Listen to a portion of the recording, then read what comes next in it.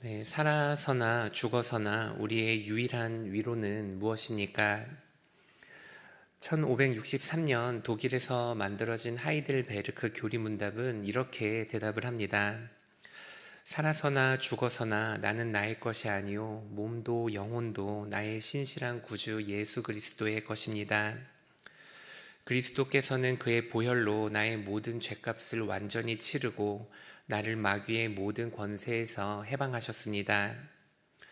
또한 하늘에 계신 나의 아버지의 뜻이 아니면 머리털 하나도 땅에 떨어지지 않도록 나를 보호하시며 참으로 모든 것이 합력하여 나의 구원을 이루도록 하십니다. 그러함으로 그분은 그의 성신으로 나에게 영생을 확신시켜 주시고 이제부터는 마음을 다하여 즐거이 그리고 신속히 그를 위해 살도록 하십니다. 우리의 유일한 위로는 예수 그리스도 한 분이십니다. 믿으십니까?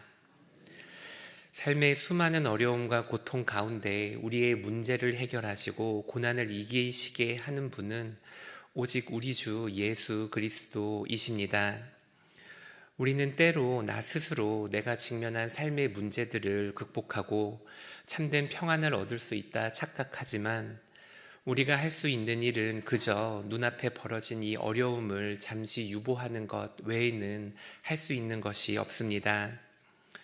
해결됐다 생각했던 문제들은 더 큰 어려움으로 우리를 찾아오고 해결되지 않은 어려움들 앞에서 우리들은 어찌할 바를 몰라 두려워 떨고 있습니다. 불확실한 미래 그리고 경제적인 어려움 또 때로는 가족들의 건강 문제나 자녀들의 교육 문제도 마찬가지입니다. 우리를 찾아오는 삶의 고난을 우리가 해결할 수 있는 방법은 없습니다. 우리가 우리의 문제를 해결할 수 있는 유일한 방법은 예수님을 의지하고 하나님께서 주실 그 구원을 바라보는 것 외에는 없습니다. 우리 삶의 유일한 참된 위로는 오직 우리 구주 예수 그리스도를 통해서만 얻을 수가 있습니다. 오늘 우리가 함께 읽은 본문에는 이스라엘 백성들이 그들의 삶 가운데 마주했던 가장 큰 어려움이 나옵니다. 오늘 말씀을 통해 우리 삶의 유일한 위로가 예수 그리스도 한 분이심임을 다시 한번 깨닫는 시간이 되시기를 축복합니다. 오늘 말씀을 통해 우리의 유일한 소망이요 또 삶의 구원이 예수님만을 통해서 주어진다는 것을 기억하시면서 하나님을 의지하고 더 하나님께 나아가시는 우리 귀한 서울시민교회 성도님들 되시기를 축복합니다. 우리 함께 열왕기상 9장 1절에서 2절 말씀을 읽도록 하겠습니다. 솔로몬이 여호와의 성전과 왕궁 건축하기를 마치며 원하던 모든 것을 마친 때에 여호와께서 성전의 기본에서 나타나심 같이 다시 솔로몬에게 나타나사 이스라엘의 역사에서 일어난 가장 중요한 사건은 바로 하나님의 성전이 건축된 일입니다. 이스라엘의 역사는 하나님의 임재를 빼놓고 설명할 수가 없는데 이 하나님의 성전이 하나님의 임재를 의미했기 때문입니다. 솔로몬이 이스라엘 가운데 하나님의 성전을 건축했다는 것은 그가 진정으로 이스라엘 가운데 하나님께서 임재하시기를 간절히 구했다는 의미라 생각할 수 있습니다. 솔로몬은 여러 가지 목적으로 이 하나님의 임재를 구했습니다. 먼저 가장 큰 이유는 솔로몬을 통해 성전을 짓는 것이 하나님의 뜻이었기 때문입니다. 하나님은 먼저 다윗에게 다윗이 아닌 그의 아들 솔로몬이 성전을 지을 거라 미리 약속을 주셨습니다. 그리고 솔로몬은 하나님의 말씀대로 성전을 지었고 그리고 하나님의 말씀이 그렇게 성취되었습니다. 둘째로는 솔로몬은 또 이스라엘 내부적으로 입지가 약했던 자신의 세력을 강화하기 위해 하나님의 성전을 지어야 했습니다. 열왕기상 초반부에 기록된 대로 솔로몬이 왕위에 오른 그 초반에는 사람들의 인기와 평판을 명성을 얻지 못했었습니다. 우리가 잘 아는 것처럼 당시 대부분의 유력한 인물들은 솔로몬의 이복 형제인 아도니아를 지지하고 있었습니다. 솔로몬과 그의 어머니는 솔로몬이 왕이 될 것을 알고 있었지만 이스라엘 사람들에게 이 솔로몬은 갑작스럽게 나타난 연고지가 없는 대권 주자와 같았습니다. 솔로몬은 하나님의 성전을 지음으로써 자신이 이스라엘의 적통 후계자임을 입증할 필요도 있었습니다. 셋째로 또 이스라엘의 주변에는 여전히 이스라엘을 호시탐탐 노리고 있었던 열강들이 있었습니다. 남쪽으로는 고대 근동의 가장 강력한 국가였던 애굽이 있었고, 또 북쪽으로는 아람이, 또 동쪽으로는 아수르가 있었습니다. 솔로몬은 이런 열강들의 위협적인 군세들로부터 이스라엘을 보호해야 했습니다. 그래서 솔로몬은 하나님의 성전이 필요했습니다. 하나님의 성전을 통해 하나님께 기도하고 그 하나님이 주시는 도움 없이는 이스라엘을 지켜낼 수가 없었기 때문입니다. 그래서 솔로몬은 이 모든 성전을 완공한 후에 하나님께서 친히 이 성전에 임재해 주시기를 위해 기도를 합니다. 그리고 오늘 본문에서 하나님은 이 솔로몬의 기도에 응답하여 주십니다.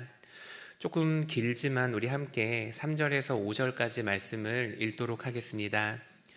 여호와께서 그에게 이르시되 내가 내 앞에서 간구한 바를 내가 들었은즉 나는 내가 건축한 이 성전을 거룩하게 구별하여 내 이름을 영원히 그곳에 두며 내 눈길과 내 마음이 항상 거기에 있으리니 내가 만일 내 아버지 다윗이 행함같이 마음을 온전히 하고 바르게 하여 내 앞에서 행하여 내가 내게 명령한 대로 온갖 일에 순종하여 내 법도와 율례를 지키면 내가 내 아버지 다윗에게 말씀하시기를 이스라엘의 왕위에 오를 사람이 내게서 끊어지지 아니하리라 한 대로 왕위를 영원히 견고하게 하려니와.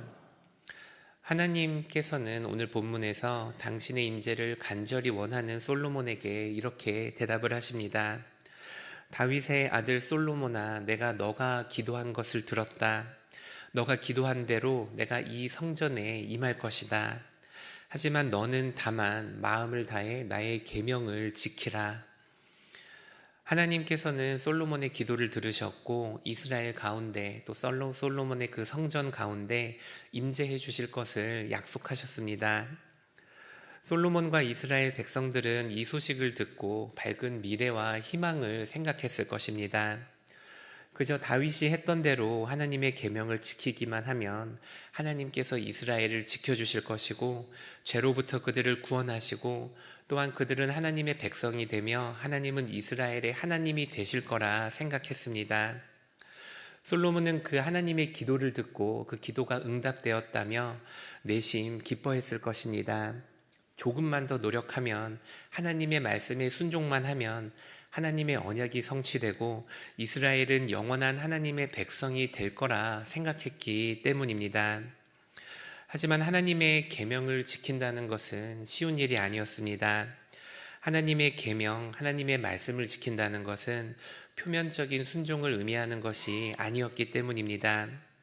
표면적인 순종만을 하나님께서 원하셨다면 솔로몬뿐만 아니라 수많은 이스라엘 사람들이 하나님과의 언약을, 하나님과의 약속을 지킬 수 있었을 것입니다. 하지만 하나님께서 솔로몬에게 원하시던 순종은 내면적인 순종, 완전한 순종이었습니다. 우리 함께 열왕기상 9장 6절에서 7절 말씀도 읽도록 하겠습니다.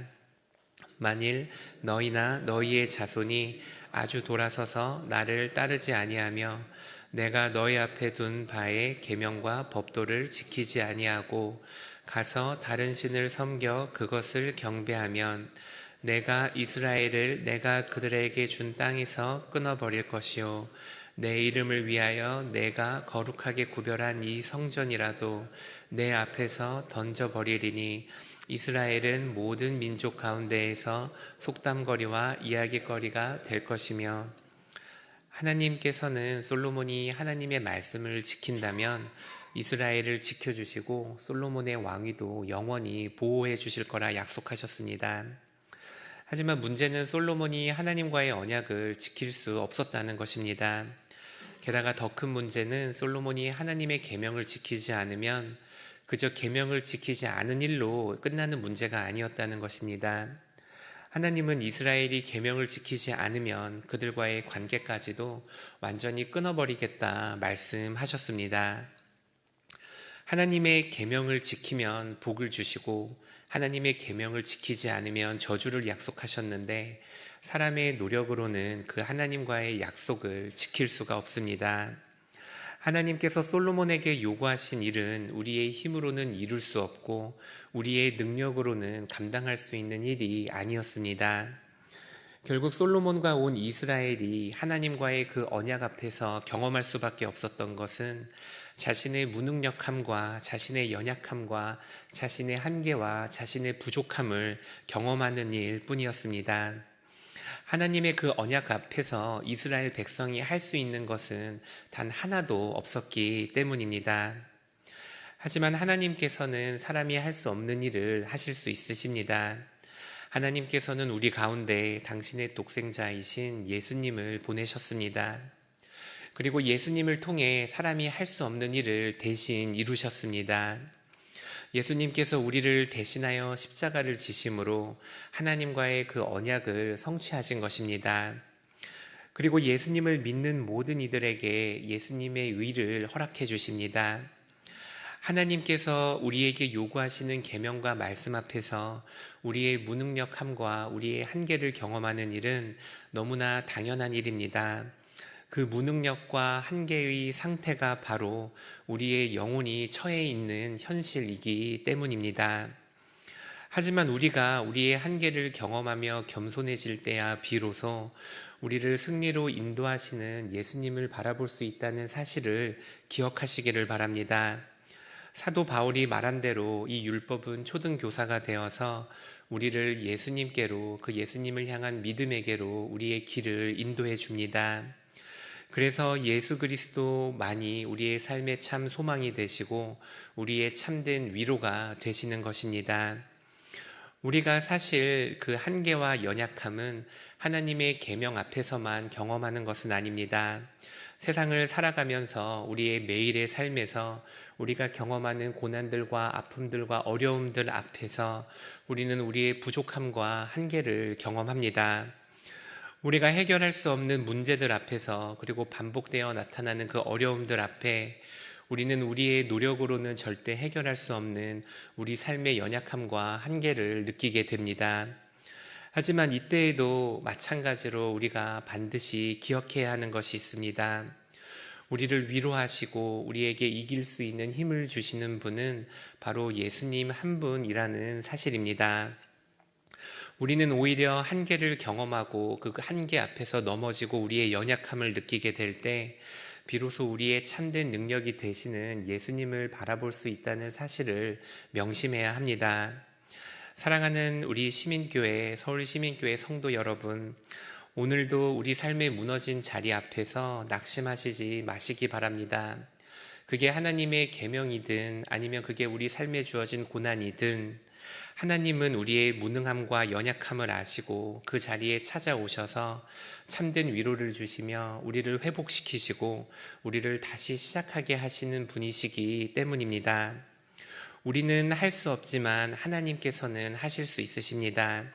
우리가 성취할 수 없는 하나님의 계명 앞에서, 또 우리가 극복할 수 없는 그 삶의 어려움 앞에서 우리가 소망을 잃어버린 바로 그 자리에서 하나님께서는 새로운 소망을 우리에게 주십니다.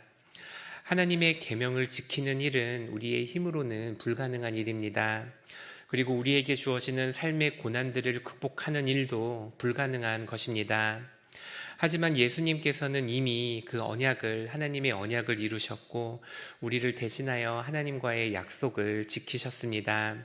그러므로 이제 우리는 그 은혜를 의지하여 하나님을 바라보며 또 오늘 하루 다시 그 순종의 길을 걸어갈 수 있게 되는 것입니다. 오늘도 우리 안에 계신 성령님께서 우리를 도와주고 계심을 기억하시기를 바랍니다.